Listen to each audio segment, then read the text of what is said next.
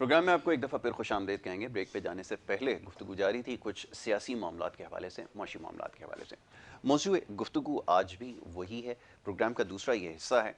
और उमूमन हमारे साथ यहाँ पर हकीम अस्करी साहब मौजूद होते हैं और उनसे आपकी सेहत के हवाले से हम गुफ्तगू करते हैं, लेकिन वो इस वक्त क्योंकि लाहौर में मौजूद हैं तो इस वजह से प्रोग्राम में शामिल नहीं हो सके। लेकिन इंशाल्लाह नेक्स्ट वीक में जब हम ये प्रोग्राम करेंगे आज ही के दिन थर्सडे को, तो वो हमारे साथ ज़रूर यहाँ पे मौजूद होंगे और आपकी सेहत के हवाले से हम इंशाल्लाह ज़रूर प्रोग्राम में गुफ्तगू करेंगे। बात हो रही थी कुछ मौशी मामलात के हवाले से, तो मौज़ूए गुफ्तगू इस वक्त भी यही है, अवामी मसाइल के हवाले से गुफ्तगू करनी और ख़ास तौर पर जो मौशी मामलात हैं इसके ऊपर हमारी गुफ्तगू जारी रहेगी। इस वक्त प्रोग्राम में मेहमानों का दूसरा पैनल हमें ज्वाइन कर चुका है। बड़े ही ख़ास मेहमान इस वक्त हमारे साथ यहाँ पर इस दूसरे सेगमेंट में मौजूद हैं।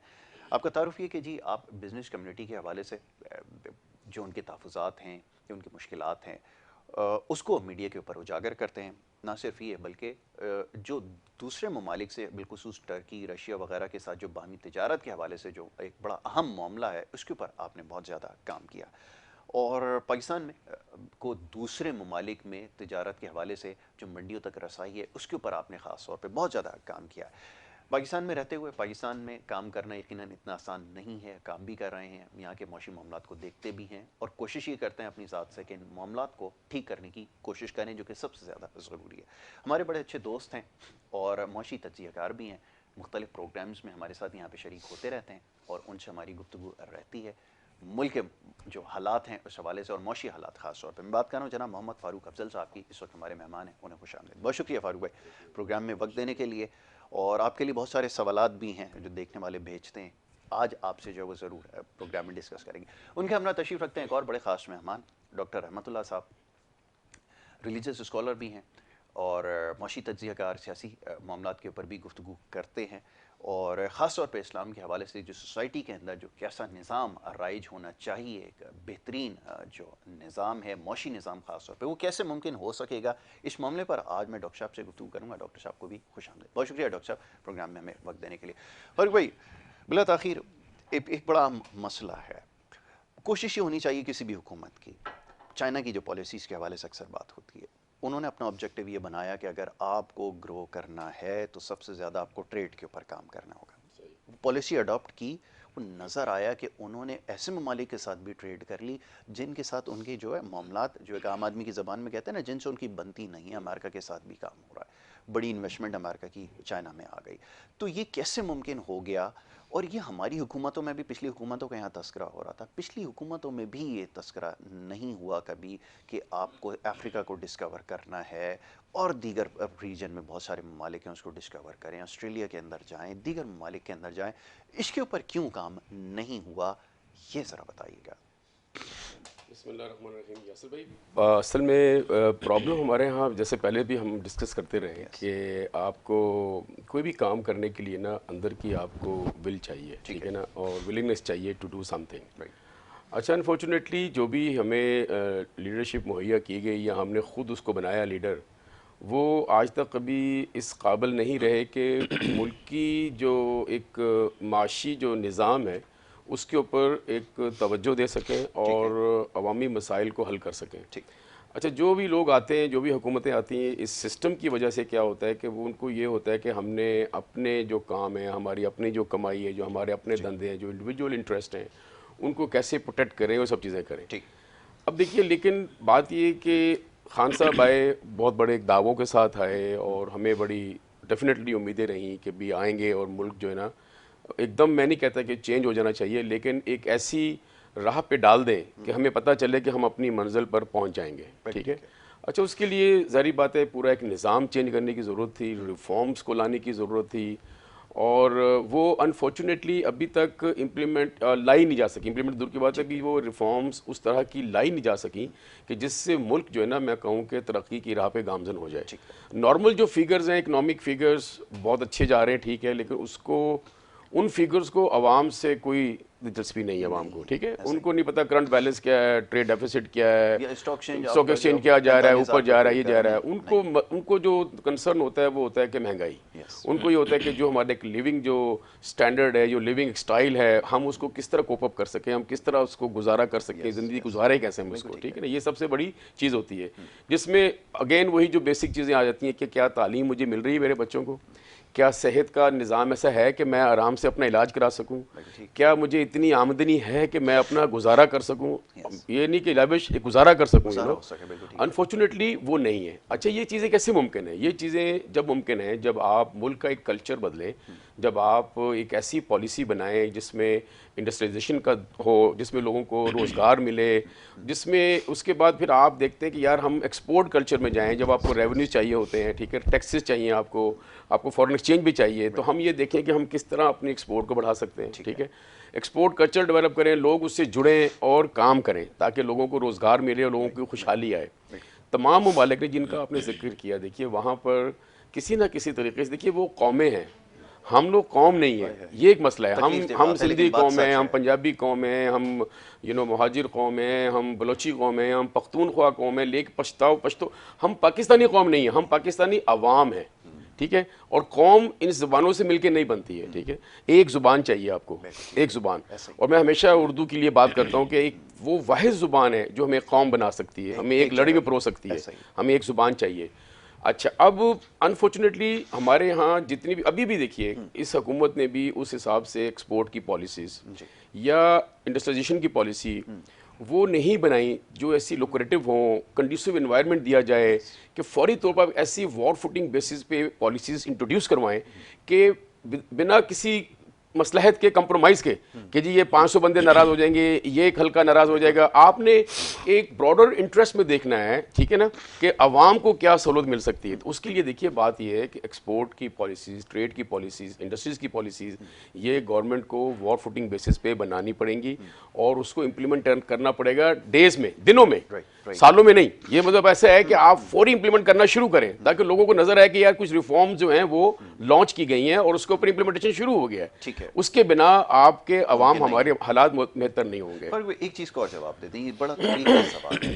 ایک سوسائٹی میں آپ کے ایک پرسیپشن یہ بلڈ ہو چکا ہے کہ جناب جو شخص پیسہ کما رہا ہے وہ یقیناً اس کا جو ہے نا کوئی اور طریقہ ہوگا جس کی وجہ سے وہ پیسہ کما رہا ہے۔ جب یہ سوسائٹی کی مینٹالٹی ہو جائے گی، دیکھیں نا گیپ تو آپ نے اتنا بڑھا دیا ہے کہ جو امیر ہے وہ امیر تر ہوتا جا رہا ہے، غریب غریب تر ہوتا جا رہا ہے، تو غریب ہی سوچنے پہ مجبور ہے کہ یہ امیر اگر امیر ہو رہا ہے، میں کاروبار کر رہا ہوں، مجھے اس میں ٹکے کا اس میں فائدہ ہو نہیں رہا، اور یہ اگر بزنس کر رہا ہے، اس کو اتنا زیادہ فلرش کر رہا ہے، تو یقیناً پیچھے کوئی نہ کوئی اس کے سرپرستی کر رہا ہوگا یا کچھ اور اس کے ذرائع ہوں گے، وہ آپ سمجھ سکتے ہیں۔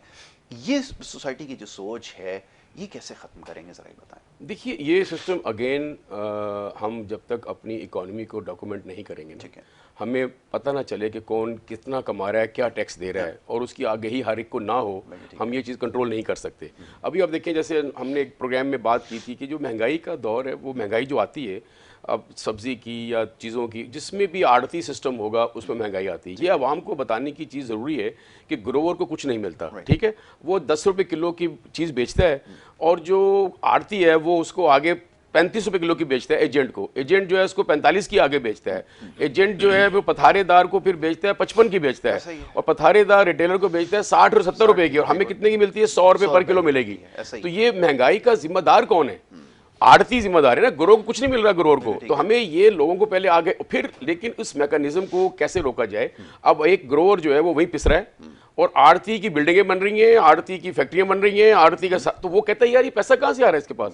وہ پیسہ اس طرح آ رہا ہے بھائی کہ وہ سستی چیز لے کے گردن مروڑ کے اور اپنا مارجن جو ہے تقریباً 400 گنا رکھ کے کما رہا ہے، تو پیسے تو ہیں اس کے پاس نا، but they are not paying taxes again. اب اس کا ایک میکانزم گورنمنٹ کو بنانے کی ضرورت ہے کہ بھائی گروور نے کتنے کا بیچا آڑتی کو، ڈاکومنٹ کریں اس کو، آڑتی نے آگے کتنے کا بیچا، تو اس کے ٹیکسز میں لے کے آئیں تاکہ پتہ چلے کہ مہنگائی کا اصل جو ریزن ہے وہ کون ہے، کہاں مہنگائی بڑھ رہی ہے۔ تو گورنمنٹ ذمہ دار ضرور ہے انڈائریکٹلی کہ انہوں نے ایسا کوئی سسٹم نہیں بنایا ہوا، ایسا میکانزم نہیں بنایا ہوا ان چیزوں کو کنٹرول کرنے کے لیے، ٹھیک ہے نا۔ اور میں اور آپ بھی بیسیکلی ہم ایک عوام کو لوٹ رہے ہوتے ہیں، ٹھیک ہے، اپنے مارجنس کو بڑھا کے، تو یہ چیٹنگ سے ہوتا ہے، چیزوں سے ہوتا ہے، ظاہری بات ہے، بہت ساری چیزیں اسی لیے بالکل ٹھیک ہے۔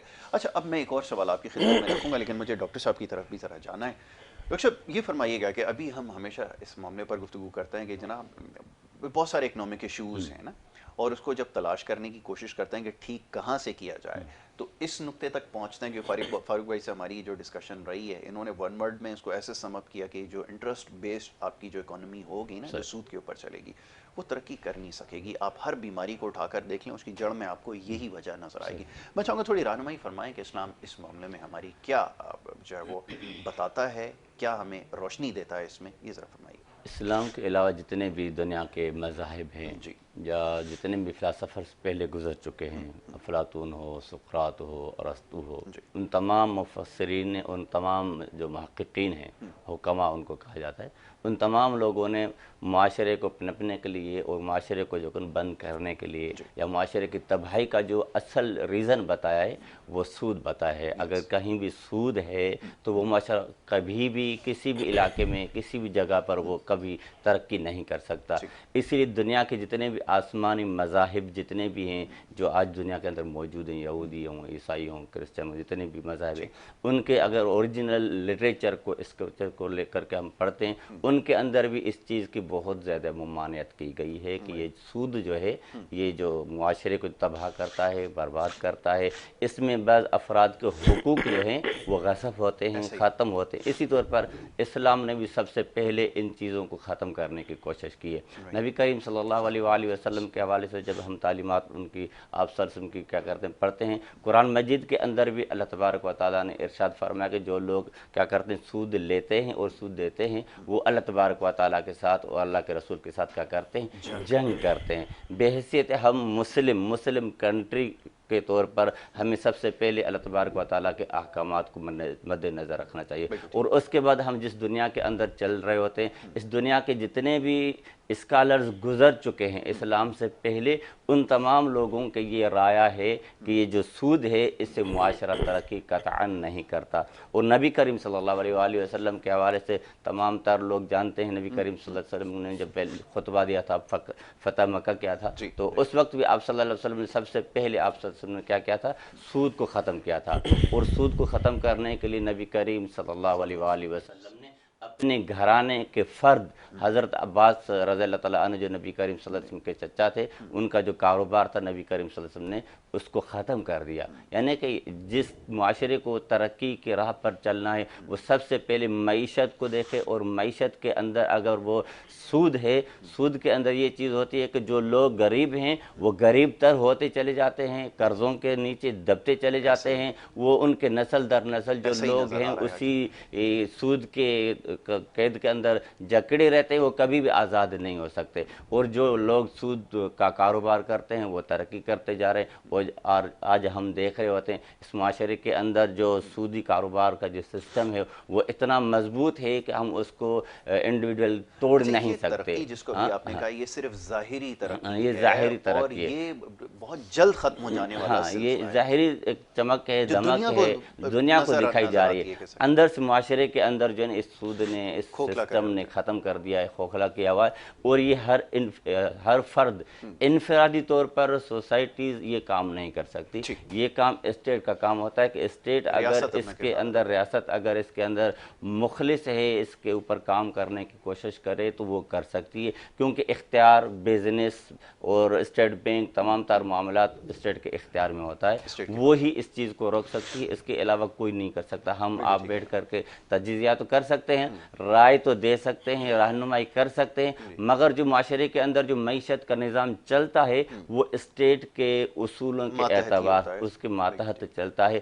ہمارے تجزیات، ہماری باتیں صرف عوام کو سمجھنے سمجھانے، نشاندہی کے لیے ہو سکتی ہیں. اور حکومت کو آگے بڑھنا چاہیے. نواز شریف کے دور میں پہلے 92 میں، اس سے پہلے انہوں نے سود کے اوپر اسٹیٹ بینک اور تمام تر تجارتی معاملات کو عدالت کے طور پر یہ کلیئر کیا تھا کہ سود کے نظام کو ختم کیا جائے گا، مگر اس کے بعد انہوں نے خود اسٹے آرڈر لے کر کے اس کے اوپر ابھی مزید گفتگو کرتے ہیں کہ کیا ہماری مجبوریاں رہی ہیں، کیا کیا ہوتا رہا. خیر پھر یہ ایک بڑا لمبا سلسلہ ہے، اس کے اوپر ابھی ضرور گفتگو کریں گے. فاروق بھائی یہ فرمائیے گا کہ دو چیزیں سمجھ میں آتی ہیں.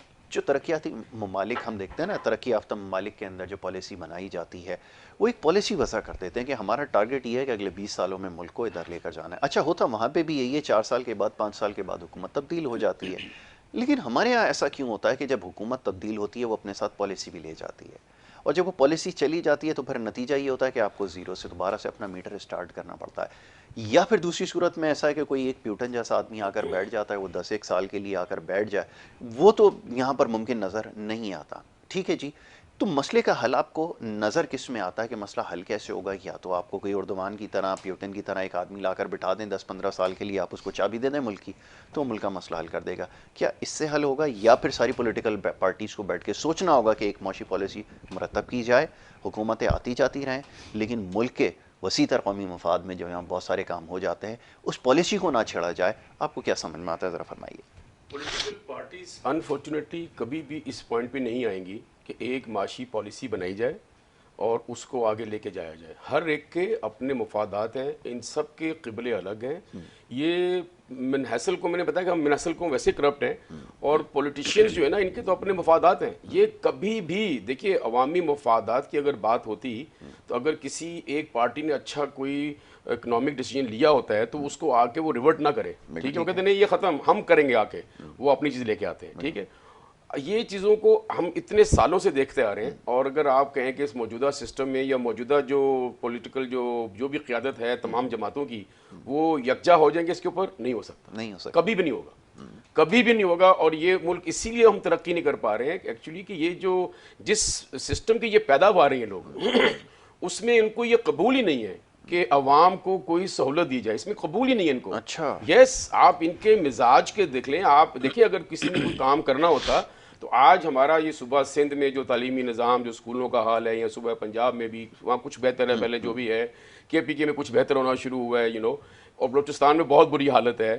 تو جو جتنے بھی جو وڈیرے ہیں یا جاگیردار ہیں, وہ یہ کبھی نہیں چاہیں گے کہ تعلیمی نظام ان کے جو ہے نا گاؤں گوٹھ میں پہنچے یا ان کے گاؤں میں آئے. کیوں؟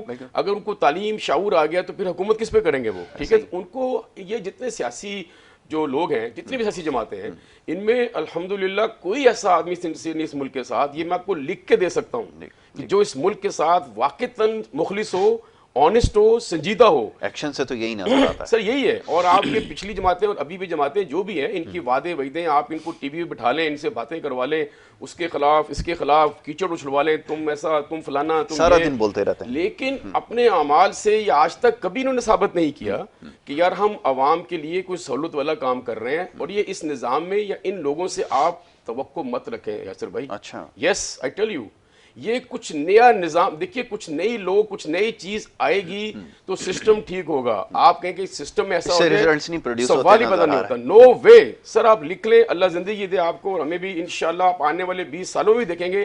اگر آپ دیکھیں گے اور یہی باتیں ہو رہی ہوں گی اس وقت بھی, اگر اللہ تعالیٰ اب تک تو میری یہی دعا ہوتا ہے پاکستان کو قائم و دائم رکھے, لیکن آپ کو یہی باتیں ہو رہی ہوں گی. کیونکہ پریکٹیکل نظر تو آئے نا. اگر کوئی ایسا مخلص ہو, کوئی بھی وزیر, کوئی بھی ایسا آدمی, کیونکہ ہماری جو بیوروکریسی ہے جس نے جکڑ رکھا ہے پورے سسٹم کو, وہ ریڈ بک بنا رکھی ہے. پرائم منسٹر صاحب دیکھیے, میں بتاؤں یہ مسائل کب حل ہوں گے. عمران خان صاحب, اب آپ چھوڑیں اپنے مشیروں کو, ٹھیک ہے, اب آپ آئیں گراؤنڈ کے اوپر. آپ گراؤنڈ پہلے کرکٹ کھیلتے تھے نا, اب عوام میں جائیں, عوام سے پوچھیں, ساتھ بٹھائیں اس بیوروکریٹ کو, اس وزیر کو, متعلقہ وزیر کو, بولو کیا مسئلے کیا ہیں, بتاؤ مجھے کیا ہے بھائی. اسی وقت ڈیسیژن لیں, اسی وقت فیصلے کریں, اسی وقت ان کو حکم دیں کہ مجھے یہ ایک ہفتے میں چیز چاہیے. نو مصلحت, نو کمپرومائز. دیکھیے آپ کو ان لوگوں کو جو ایک نیشن آفیسز سے ان چیزوں سے نکالنا پڑے گا. خان صاحب کیا کرتے ہیں سارا دن, پوچھیں نظر ہم ان سے یار. ساری میٹنگیں کرنا ضروری نہیں ہے اس وقت, اس وقت عوامی مسائل جو ہے نا وہ بہت اہم ہے, ان کو نکلنا پڑے گا. وزیر کیا کرتے ہیں سارا دن بیٹھ کے, سر ان کو نکلنا پڑے گا, تشریف اپنی اٹھانی پڑے گی, عوام میں آئیں, آ کے دیکھیں کیا مسائل ہیں, اور بیوروکریٹس کو ساتھ لے کے چلیں کہ بھائی اس مسئلے کا حل بتاؤ, یہ کرنا ہے ہم کو, اس کے بغیر نہیں مسئلہ ہوگا. اچھا, اب یہ بتائیں کہ کچھ انٹیٹیز بھی بنی ہوئی ہیں. اب مثال کے طور پہ جب ایکسپورٹ پروموشن بیورو بنایا گیا تو ہم لوگ جب چھوٹے ہوا کرتے تھے تو یہ سوچتے تھے کہ جی ایکسپورٹ پروموشن بیورو جو ہے وہ ایکسپورٹ کو پروموٹ کرے گا. جو نام آپ نے رکھا نا, اس سے تو بظاہر لگتا یہی تھا کہ ایکسپورٹ کو ہے وہ پروموٹ کرے گا, چھوٹے چھوٹے جو بزنس میں ہیں ان کے اوپر کام کرے گا تاکہ ان کو ایکسپورٹس کی جو ایک قابل بنایا جائے کہ وہ جو ہے وہ تجارت کر سکیں, اپنا مال باہر بیچ سکیں, اس قابل بنایا جائے گا. ایسا کچھ ہوا؟ ادارہ تو بنا دیا گیا, لیکن اس کے بعد کچھ کام ہوا؟ ذرا یہ فرمائیے گا. اگر کام ہونا ہوتا یاسر بھائی تو آج ہماری ایکسپورٹ نا $100 بلین ہوتی. پوٹینشیل تو آپ کے پاس کتنا پوٹینشیل آپ کے پاس, ٹھیک ہے. ہم one time we were the 4th largest cotton producing country, آج ہم 8ویں نمبر پہ چلے گئے. اس دفعہ ہماری 5.5 ملین بیلز آئی ہیں. ٹھیک ہے, we use to produce 12 million 13 million بیلیں ہماری آتی تھی. اب ہم نے تو اس وقت توجہ نہیں دی. اچھا اسی طرح ہمارے پاس آپ اسپورٹس گڈس میں دیکھ لیں, آپ فروٹس اینڈ ویجیٹیبل, ہماری ایگریکلچرل اتنی بڑی اکانومی ہے کہ ہم نے اس کو کوئی توجہ نہیں دی. Tons and tons and tons جو ہماری سبزیاں فروٹس ہمارے ضائع ہو جاتے ہیں, ٹھیک ہے, ہم نے پروسیسنگ یونٹ نہیں لگایا, ہم نے اس طرف توجہ نہیں, پالیسیاں نہیں بنی, کچھ بھی نہیں ہوا. ایکسپورٹ پرمیشن بیورو, میں اس کو 2004 میں کہتا تھا ایکسپورٹ پریونٹو بیورو, اس زمانے میں ایکسپورٹ پرمیشن بیورو تھا. وجہ یہ کہ دیکھیے ایکسپورٹ بڑھانے کے لیے بہت سارے کام کرنے پڑتے ہیں, آپ کو نئے لوگوں کو اٹھانا پڑتا ہے, آپ کو R&D کر کے لوگوں کو بتانا پڑتا ہے کہ یار اس ملک کا یہ پوٹینشیل ہے, یہ نمبرز ہیں, آؤ تمہیں وہاں لے کے چلیں. تو آپ کو مسلسل ایک تسلسل کے ساتھ آپ کو وہ سیمینارز, آپ کو آگہی کا پروگرام دینا پڑتا ہے بزنس کمیونٹی کو, بار بار بلا کے کہ R&D کر کے کہ ہر ریجن کا کیا پوٹینشیل ہے. آپ دیکھیں کہ اس وقت افریقہ جو ہے نا, افریقہ $600 بلین کی امپورٹ کرتا ہے, پورا افریقن جو کانٹیننٹ ہے, ٹھیک ہے. ہماری وہاں پر کیا ہے $500 ملین, ایکسپورٹ ہے, ٹھیک ہے. ہم نے D8 کو جوائن کیا ہوا ہے. D8 میں آپ کو پتہ ہے 8 ملک ہیں. D8 میں 8 ملک ہیں جس میں Indonesia, Malaysia, Pakistan, Iran, Turkey, Nigeria, Egypt اور آپ کا یہ ٹرکی ملا کے 8 ملک ہیں, پاکستان ملا کے, رائٹ. $845 بلین کی ان کی امپورٹس ہیں. اچھا اسی طرح آپ آ جائیں جو لیٹن امریکہ اور آپ کا جو کیریبین ہے, $1.3 ٹریلین کی امپورٹس ہیں, امپورٹس ہیں ان کی. اب ہمارے لوگوں کا کام کیا ہے یار, ECO میں دیکھ لیں, ECO میں ہماری ہارڈلی وی ہیو چارج, ان کے وہ تقریباً امپورٹ کرتے ہیں 500 سم تھنگ بلین کی امپورٹس ہیں جی. ہمارے جو لوگ ہیں یہ R&D کرنے کی ضرورت ہے. ان 4-5 بلاکس میں جا کے دیکھیں کون سی پوٹینشیل ہماری پہلی پروڈکٹس ہے, ٹریڈیشنل پروڈکٹس جس کا پوٹینشیل ہے. سر آپ تو حلال میٹ نہیں بیچ پائے, مجھے تو ابھی تھوڑے دن پہلے کسی نے بتایا تھا کہ وہ حلال میٹ مارکیٹ جو ہے وہ آپ کی مارکیٹ مڈل ایسٹ کی برازیل نے کیپچر کی ہوئی ہے. تو اس نیچ تک تو آپ پہنچ چکے ہیں آپ کی نیبرنگ کنٹری کے اندر, اگر آپ کو ایکسیس نہیں مل رہا. برازیل, سنگاپور, آسٹریلیا, وہ لوگ جو حلال میں نہیں ہے, مطلب جن کے ٹھیک ہے نا, انہوں نے سرٹیفکیشنز لے کے وہ اپنی ایکسپورٹ بڑھا رہے ہیں اور کام کر رہے ہیں, ٹھیک ہے. ہماری بزنس کمیونٹی نا یہ بھی سر بشیرے ہیں. میں بتاؤں پرابلم کیا ہے ان کا, کہ ان کا پرابلم یہ ہے کہ نہ تو یہ نئی مارکیٹس میں جانا ان کا کوئی وہ لگتا ہے. یہ ایک ٹریڈیشنل جو مارکیٹس ہیں نا, یورپ, امریکہ, یہ سمجھتے ہیں شاید دنیا میں صرف یہی ایک مارکیٹ ہے جہاں ایکسپورٹ کرنی ہے ہم کو, بس. تو ان کا ایمان یہی ہے, وہیں پر دورے کرنے ہیں, کیونکہ وہ سمجھتے ہیں جو گورا چمڑی ہوتی ہے نا شاید وہی باہر ہے, وہی باہر. ایسا نہیں ہے, ٹھیک ہے. ہماری بزنس کمیونٹی کو بھی اٹھنا پڑے گا اور ٹریڈیشنل چیزوں سے ہٹ کے اپنی اسی قسم کی اپنی انڈسٹری کو بھی ان کو ایڈوانس کرنا پڑے گا ویلیو ایڈیڈ پروڈکٹس کے لیے. آپ یقین جانیے جب بزنس مین سے بات کریں وہی گھسی پٹی مشینیں لے کے اسی کو لے کے چل رہے ہوتے ہیں. کسی ویلیو ایڈ کی بات کرو, یہ بولو نہیں یار یہ کون کرے گا یار, ہم جو چل رہا ہے اسی کو چلاؤ یار, ٹھیک ہے. تو وہ ہمارا بیسیکلی جو بزنس کا ایکیومین ہے نا وہ بھی صحیح نہیں بزنس مین کا. ٹھیک ہے, چلیں اس کے اوپر ابھی فاروق بھائی اور گفتگو کرتے ہیں, ڈاکٹر صاحب سے بھی بات کریں گے. ایک چھوٹی سی بریک کے لیے کہا جا رہا ہے, ایک بریک لے لیتے ہیں, بریک کے بعد واپس آئیں گے, گفتگو جاری رکھیں گے. آپ دیکھتے رہیں پروگرام گڈ مارننگ کراچی.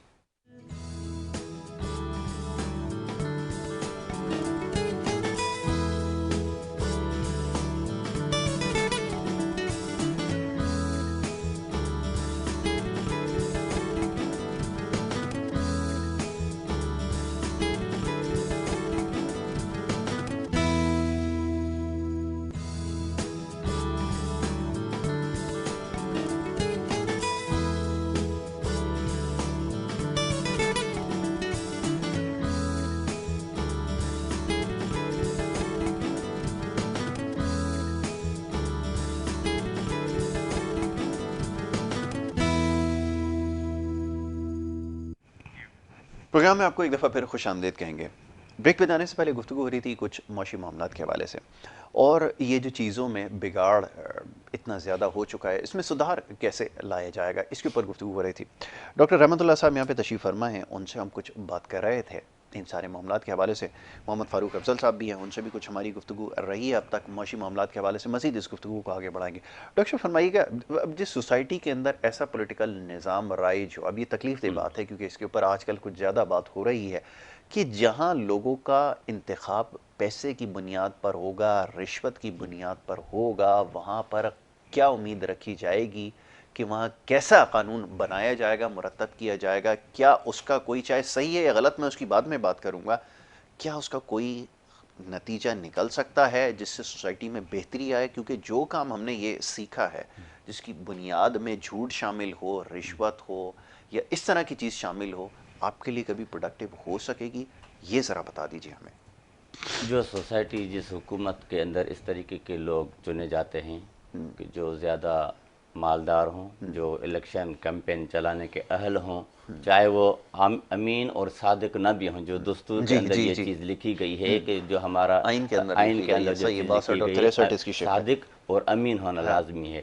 اور ہمارے حکومتوں کے اندر جتنے اس وقت صادق امین بیٹھے ہوئے ہیں, جب یہ چلے جائیں گے تو دوسری حکومت ان کو صادق امین نہیں مانتی, کہتے کہ یہ تو صادق امین تھے ہی نہیں. یعنی جو لوگ صادق امین کی شک پر پورے اترتے ہی نہیں ہیں, ہمارے اوپر وہ حکمرانیاں کر رہے ہوتے ہیں. اور دوسری چیز یہ ہے کہ ذمہ داری کے لیے صادق امین کا ہونا بہت اہم ہوتا ہے, اور کسی بھی منصب کسی بھی عہدے کے لیے ان چیزوں کا بہت ہونا لازمی ہے. اس کے بغیر کوئی بھی سوسائٹی کوئی بھی ملک ترقی نہیں کر سکتا. اور جو ہمارے علاقے کے اندر جو ہمارے M P As M N As جو حکمران جو بھی منتخب ہو رہے ہوتے ہیں وہ بالکل ان سے آری ہوتے ہیں, اخلاقیات کے حوالے سے, معاملات کے حوالے سے اور تمام تر چیزوں کے حوالے سے. ان کی ترکیب اس چیز پر ہوتی ہے کہ ہم دیکھ رہے ہوتے ہیں کہ الیکشن سے پہلے وہ ان کے معاملات کچھ اور ہوتے ہیں, جب اسمبلیوں تک پہنچتے ہیں تو وہ اپنے عوام کو, اپنے حلقے کو, اپنے ان اخلاق اور کردار کو کیا کر چکے ہوتے ہیں, بھول چکے ہوتے ہیں.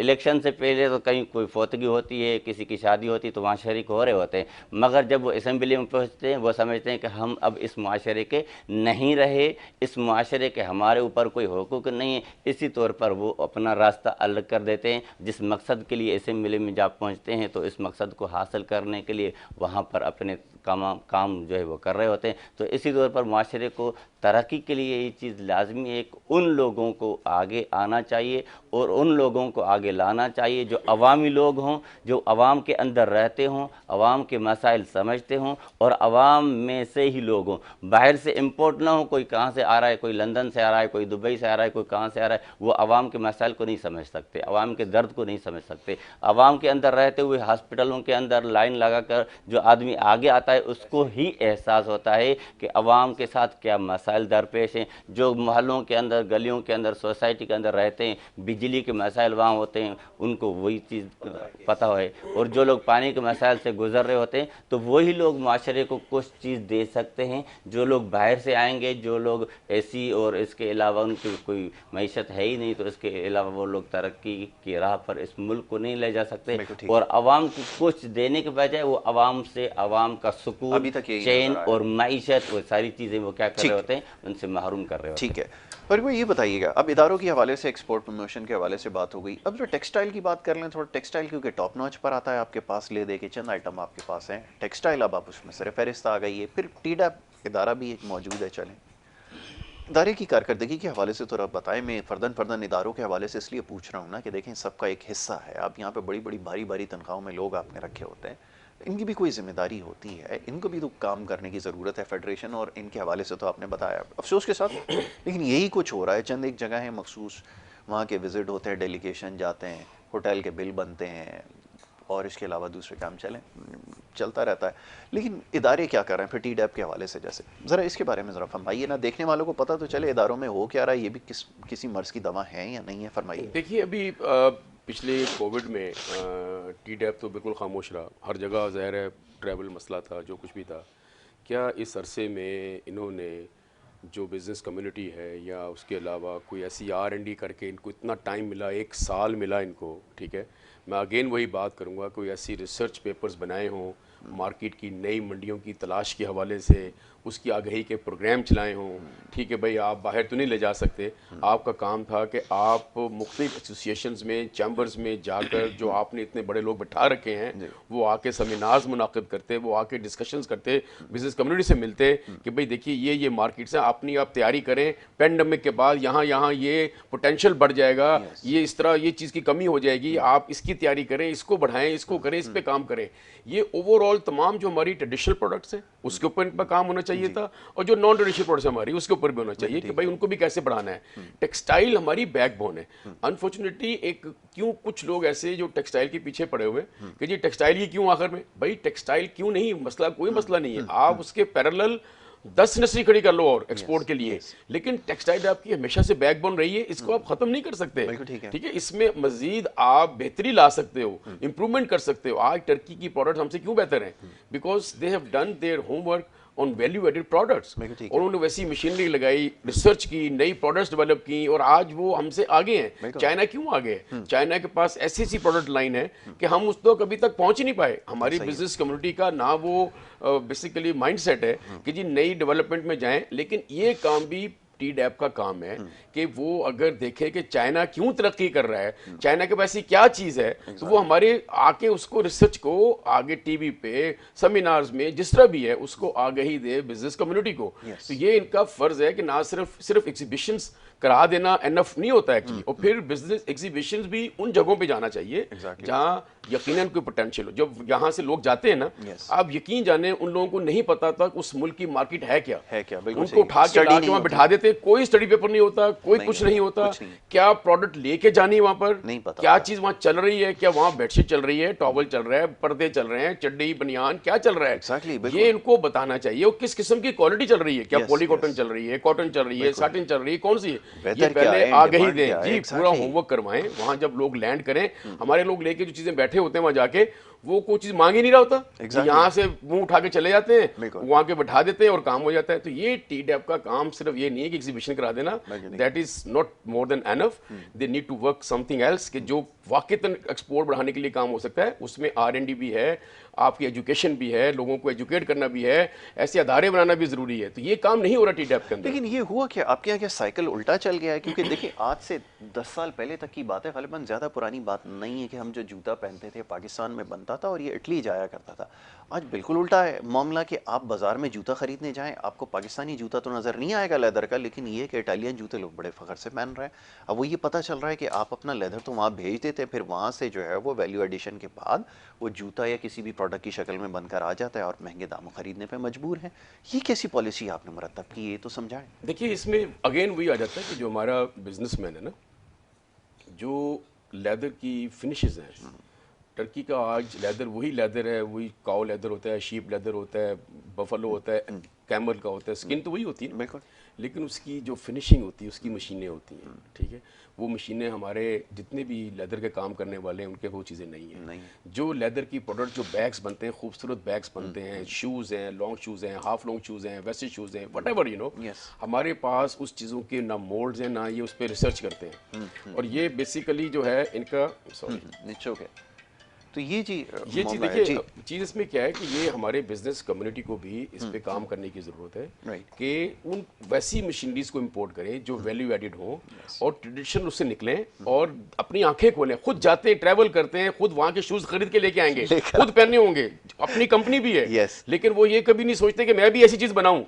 वो क्यों नहीं आता? वो बेसिक चीज़ों में रहते हैं कि बस ठीक है, जा रहा है या चल रहा है, क्यों मशीन नहीं लाएं, बस पैसे कैसे मिंट करने हैं, this is the only objective, कि पैसे लगाने नहीं है, पैसे बनाने हैं सिर्फ। ये तो सोचने की बात है ना। अब रशियन मार्केट थी लेदर के लिए, अगर थोड़ा एक्सप्लॉइट करते तो बड़ी जगह थी, लेकिन अब ये हाल है कि मेरे ख्याल में अब इतना कोई काम रह भी नहीं गया। लेकिन वहाँ तो इन डिमांड अभी भी है ना प्रोडक्ट, कोई तो कर रहा होगा ना। अगर पाकिस्तान में नहीं कर रहा तो कोई तो कर रहा है। आपने सिर्फ ब्लू लेदर भेज दिया, मामला हल हो गया। तो हमने यहाँ तक $1 बिलियन की इंपोर्ट है उनकी लेदर की गुड्स की, बताएं, ठीक है ना, सर्दी वाला मुल्क है जी। आप तो वहाँ पे रहे? बिल्कुल, मैं तो वहाँ रहा हूँ, मेरा ऑफिस वेयर हाउस रहा है वहाँ पर। आप यकीन जानिए कि इतना वहाँ डिमांड है, लेकिन अगेन वही कि वो लेते कहाँ से? वो यूरोप से लेंगे या टर्की से लेंगे, क्योंकि उनको चाहिए value added product, basic jacket, basic finish hand. वो कहते हैं we don't like it, you know, because उनको बेहतर मिल रही होती है, उससे प्राइस भी अलग ज्यादा होती है, लेकिन दे पे that high price because of the quality of the product. तो हमारे यहाँ ये थोड़ा सा कल्चर हमारे बिजनेसमैन को भी समझना चाहिए और दोनों को मिलकर ये चीज़ करनी पड़ेगी, किस तरह हम जो है ना मुल्क की जो एक्सपोर्ट को, लेदर हो या टेक्सटाइल्स हो, फ्रूट वेजिटेबल हो, एनीथिंग, हम किस तरह बढ़ा सकते हैं। ठीक है। अच्छा फारूक भाई, इसके ऊपर अभी मजीद और गुफ्तगू आपसे करनी है, वक्त हमारे पास क्योंकि महदूद है, लेकिन बहुत सारे मामला हैं। डॉक्टर साहब भी तशरीफ फरमा यहाँ पर हैं, उनसे भी हमारी गुफ्तगू हो रही है। डॉक्टर साहब ये फरमाइएगा कि अब जैसे तिजारत के हवाले से बात हो रही है, हुकूमतें आती जाती रहती हैं, लेकिन वो एक हमेशा से बात रह जाती है कि जैसे इस्लामी एक तरीका निज़ाम एक जो राइज किया गया है, आपको हर चीज़ की जो गाइडलाइन मौजूद है, हर चीज़ की इंस्ट्रक्शंस मौजूद हैं कि आप अगर इसको फॉलो करेंगे तो फिर सिस्टम आगे बढ़ सकता है। लेकिन यहाँ जिस तरह की मामलात ज़ेर बहस आते हैं, बहुत सारी बातें तो कैमरे के सामने बैठ के की भी नहीं जा सकती। जो कुछ हो रहा है, जो इल्ज़ामात लग रहे हैं एक दूसरे पे, लान तान होती है और जिस तरह के मुगल्लसात एक दूसरे के लिए जो निकालते हैं, तो ये तो आपका कल्चर बन चुका है। इसको कैसे ठीक करें? ज़रा इस्लाह की बात हो जाए ना, ज़रा इस्लाह भी तो ज़रूरी है, क्योंकि ये तो दीनी तालीम से तो महरूम हैं ही, دنیا کی جو تعلیم ہے اس سے بھی محروم ہے، یہ ذرا بتائیں گے کیسے ٹھیک ہو؟ سب سے پہلے ہمارے جو حکمران طبقہ ہے ان کو اس چیز کو واضح کر لینا چاہیے کہ جو ہم پلاننگ کریں، ہمارے بعد جانے کے بعد جو بھی اسٹیٹ، جو بھی حکومت، جو بھی قیادت آ جائے وہ اسی کام کو، اسی پلاننگ کو لے کر کے آگے چلے۔ اچھا، قطع کلامی کی معذرت ڈاکٹر صاحب، کلچر یہ بھی فاروق بھائی کہ ایک حکومت یہاں سے جائے گی تو وہ ایسا یہاں پر سامان کر کر جائے گی کہ جو دوسری گورنمنٹ آئے گی نا اس کو ٹھیک کرتے کرتے کرتے 4 ساڑھے 4 5 سال اس کے نکل جائیں گے، تو فرمائیں گے کہنے کا یہ سوچ مقصد آپ یہ کی؟ تھا کہ جو بھی حکومت جائے پلاننگ ملکی لیول پر ایسی ہونی چاہیے، سینٹ کے اندر یا کہیں بھی ایسی ہونی چاہیے کہ ایسا نظام بنا دیا جائے کہ جو بھی حکومت ہو، کسی بھی فکر کی ہو، کسی بھی طریقے کی حکومت آ جائے کوئی بھی ہو، تو وہ اس پلاننگ کو لے کر کے آگے چلے گی۔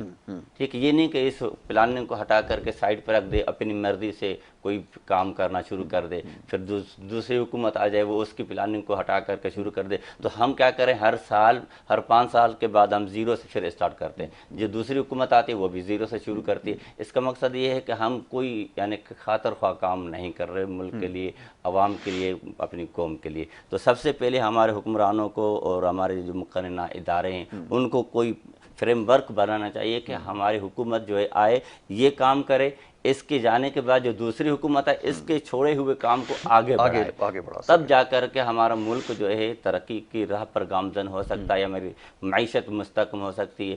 دوسری چیز یہ ہے کہ ہم دیکھتے ہیں کہ ہمارے جو حکمران طبقہ جو ہمارے اوپر حکمرانی کر رہا ہوتا ہے ان کے اندر اتنی پوٹینشیل نہیں ہوتی کہ وہ ان اداروں کے اعتبار سے صحیح طریقے سے کوئی قانون بنا پائے۔ معیشت دان جتنے بھی ہیں تو معیشت کے اعتبار سے ان کو، آپ کو، ہم کو، سب کو پتہ ہوتا ہے، ٹھیک ہے، معاشرتی طور پر ان کو اس حوالے سے کچھ معلومات نہیں ہوتی، جو معاشرے کو ضرورت ہوتی ہے وہ ان کو علم نہیں ہے۔ تو سب سے پہلے کہ اس کے اوپر فریم ورک کام کرنا چاہیے کہ معاشرے کو کن چیزوں کی ضرورت ہے، ملک کو بڑھانے کے لیے، ترقی کے لیے کس چیز کی ضرورت ہے، اس کے اوپر پلاننگ کریں۔ 5 سال کوئی بھی حکومت آ جائے اس کے اوپر کام کرے، اس کے بعد دوسری حکومت آئیں، اسی چیز کو تسلسل کو آگے لے کر کے چلیں، تو ممکن ہے جو پاکستان ہے ترقی کے راہ پر گامزن ہو جائے، 5 سال 10 سال کے اندر ترقی کرے۔ ورنہ ایسے چلتا رہے گا، ہر حکومت آئے گی اکیلے کے کام کو چھوڑ کر کے نئے طریقے سے شروع کریں گے تو یہ ترقی کبھی جو ہے نا ہمارے ملک کو نصیب نہیں ہوگی۔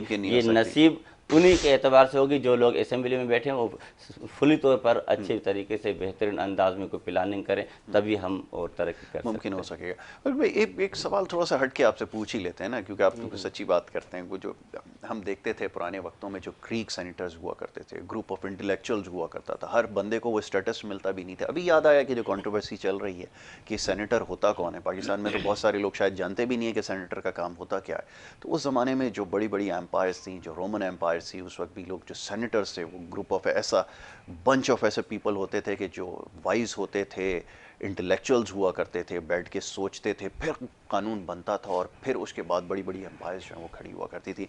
ادھر 5 کروڑ سے ریٹ اسٹارٹ ہو رہا ہے، وہ اگلے دن میں نظر آیا ہے ایم پی اے پیسے لے رہا ہوا، تو 70 کروڑ تک جو ہے وہ کل خبر چل رہی تھی جو ریٹ پہنچ گیا۔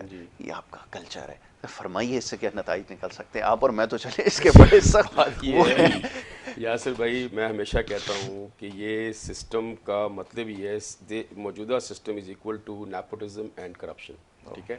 آپ دیکھیں کہ امریکن سینیٹر کو فنڈ ملتے ہیں وہ نالیاں روڈیں بنانے کے لیے، کیا ٹرکی میں فنڈز ملتے ہیں، کیا رشیا میں فنڈز؟ نو۔ یہ پرابلم دیکھیے، ان کا کام قانون سازی ہے، یہ انٹلیکچوئلس، ان کو انٹلیکچوئل کی ضرورت نہیں ہے جو قانون سازی کریں۔ سر ان کو ان چیزوں کی ضرورت، ان لوگوں کی ضرورت ہے جو خود بھی مال بنائے اور ان کو مال بنوا کر دیں ان کو۔ میں یہ سوچتا ہوں کہ اگر کوئی 70 کروڑ پہ خرچ کر رہا ہے یا 5 کروڑ یا 10 کروڑ پہ خرچ کر رہا ہے، ظاہر ہے کہ وہ اس لیے خرچ کر رہا ہے نا کہ اس کو بعد میں اس نے نکلوانا بھی، اس کی ریکوری بھی تو ہوگی۔ سر میں آج پہلی دفعہ میڈیا میں یہ بات کر رہا ہوں، 2004-05 کی بات ہے، مجھے انڈائریکٹلی 12 کروڑ روپے کی آفر ہوئی تھی کہ آپ دے دیں ٹیکنوکریٹ سیٹ کے اوپر سینیٹر بننے کے لیے۔ بتائیں، میں نے کہا میرے پاس حرام کا پیسہ نہیں ہے، ہے I don't have money, which I've earned through haram طریقہ. I'm sorry, I don't want. مجھے کیوں چاہیے سینیٹرشپ؟ کیا کرنا ہے میں نے پھر اتنا پیسہ خرچ کر؟ اب چیز کیا ہے کہ یہ 2004-05 کا ریٹ ہے، 70 کروڑ بالکل صحیح ریٹ ہے، اگر پیرٹی کریں آپ تو روڈ ریٹ ٹھیک ہے، وہ ٹھیک ہے نا، ان کے گھوڑے ہیں، سارے ہیں، بکتے ہیں۔ دیکھیے پرابلم चीज क्या है कि उनको पता है मैं 70-50 करोड़ दे के मैं 1.5 अरब कमा लूंगा मैं, और उससे दूसरों को फायदा भी मिलेगा। और तो ये जब तक आप निज़ाम चेंज नहीं करेंगे ना, आप देखिएगा फिर कोई सेनेटर बनने को तैयार भी नहीं होगा। ऐसा ही जब आप कहेंगे कि भाई आपने यहाँ के पॉलिसी बनानी है सिर्फ, ठीक है ना, और आपका काम सिर्फ ये, आपको फंड नहीं मिलना, आपको कुछ भी नहीं होना, आपका कोई एक्सेस नहीं किसी जगह पे, ये निज़ाम, बलदियाती निज़ाम को ठीक करना पड़ेगा।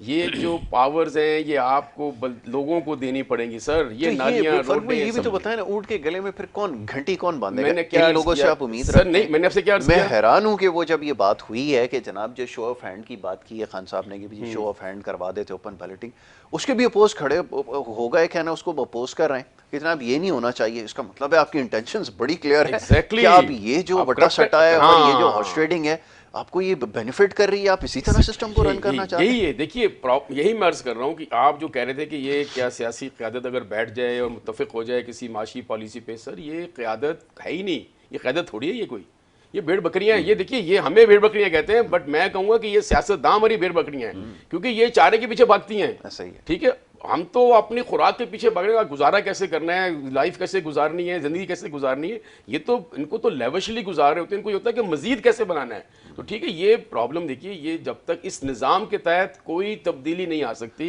कुछ नहीं हो सकता। आप खुद सामने आ रहा है कि जब शो ऑफ हैंड के ऊपर सब इतराज़ कर रहे हैं कि नहीं जी, क्यों? उनको पता है कि उनके दिल चोर है, अंदर से वो चोर है वो लोग। तो हमारे यहाँ इंटेलेक्चुअल्स जो है ना, वो आके मेंबर असम्बली नहीं बनते, इंटेलेक्चुअल्स आके सेनेटर्स नहीं बनते सर। हमारे यहाँ वो बनते हैं जो जिन्होंने पैसा बनाना होता है, जिनका कोई बैकग्राउंड नहीं होता, सिर्फ ये होता है कि ये पैसा बनाने वाली मशीन है। तो ये आप भूल जाएं कि आप सेनेट से या कौमी असम्बली से कोई उम्मीद रखें कि ऐसी पॉलिसियां बनाएं, ऐसी कानून साजी करें जो आवाम के लिए बेहतर हो, ये मुमकिन नहीं है, कभी भी नहीं लगाना भी बेकार है, कभी भी नहीं। वन लास्ट वर्ड जी डॉक्टर साहब, आखिर में क्या कहेंगे? जी, हमारा कहना तो यही है कि मुल्क के अंदर ऐसे लोगों को आगे लाना चाहिए जो आवाम से हों, जो ख़रीद फ़रोख्त करके असम्बलियों तक और सेनेट तक न पहुँचें, जिनके दाम न लगें। जो जिनके दाम लगे हुए हैं तो वो क्या आवाम को क्या देंगे, क्या प्लानिंग करेंगे, क्या पॉलिसी बनाएंगे? पॉलिसी मेकर वो नहीं होते, वो फंड मेकर तो हो सकते हैं स्टेट को और लोगों को कुछ न कुछ, जो लोग उनको ला रहे होते हैं उनके लिए तो पैसे तो बना सकते हैं, मगर पॉलिसी बनाने के लिए ये लोग कभी भी यानी कि सूदमंद साबित नहीं हो सकते। तो सबसे पहले कि हमें इस इदारों को इन चीज़ों से महफूज रखना चाहिए कि जहाँ पर जो लोग इन मामलात के अंदर इन्वॉल्व हैं उनको आइंदा से हमेशा के लिए ताहयात जो है नाअहल करार दिया जाए, जो इस तरीके से असम्बलियों तक पहुँचते हैं या सेनेट तक पहुँचते हैं। आगे जाकर के फिर मुमकिन है इस्लाहात हो जाएं, वरना इसके बगैर जो है ना इस्लाहात लाना नामुमकिन। बेहतर यही चीज़ अवाम को दुर्रे मारने पड़ेंगे, जो ऐसे नुमाइंदे वहाँ सख्त बात है, अवाम को तो वैसे ही दुर्रे पड़ रहे हैं, उन्हीं को खुद ही भेजते हैं ना सर। ये फिर हाँ, ये तो अवाम भेजता है, ये तो उनको जो पड़ रहा है इसका मतलब है सही पड़ रहा है, इनको सही पड़ रहा है। अब सोचने का वक्त आ गया। चलें, अल्लाह करे ये बात समझ में। फारूक भाई, thank you so very much once again, आप प्रोग्राम में हमारे साथ शामिल होते हैं, खुलकर बात करते हैं, सच्ची बात करते हैं। डॉक्टर साहब, आपका बहुत शुक्रिया। डॉक्टर रहमतुल्लाह हमारे साथ यहाँ पे मौजूद थे और आज भी हमने कुछ बातें की हैं, तल्ख बातें हैं, लेकिन बात यह है कि जो सच्चाई है वो सबके सामने है और लोग इन तमाम चीज़ों से बेजार आ चुके हैं। वो जानना चाहते हैं कि इन सारी चीज़ों का नतीजा क्या निकलेगा। और फिर एक बात हमेशा दोहराता हूँ अपने प्रोग्राम्स में कि आम आदमी का, एक आम पाकिस्तानी का आज भी मसला ये है कि उसको 2 वक्त की रोटी कैसे मैसर आएगी। ये आप जोड़ तोड़ कर लीजिए, या आप एहतजाज कर लीजिए, लॉन्ग मार्च कर लीजिए, सारे शौक आप पूरे करके देख लें, लेकिन आम आदमी का आज भी इससे कोई ताल्लुक नहीं है। समझने की बात है जी, इसके ऊपर इंशाल्लाह आगे गुफ्तगू करेंगे। कल आपसे मुलाकात होती है इंशाल्लाह इसी प्रोग्राम में दोबारा। अपना बहुत ख्याल रखिएगा। मोहम्मद यासिर को और हमारी पूरी टीम को दीजिए इजाज़त। अल्लाह के बाद।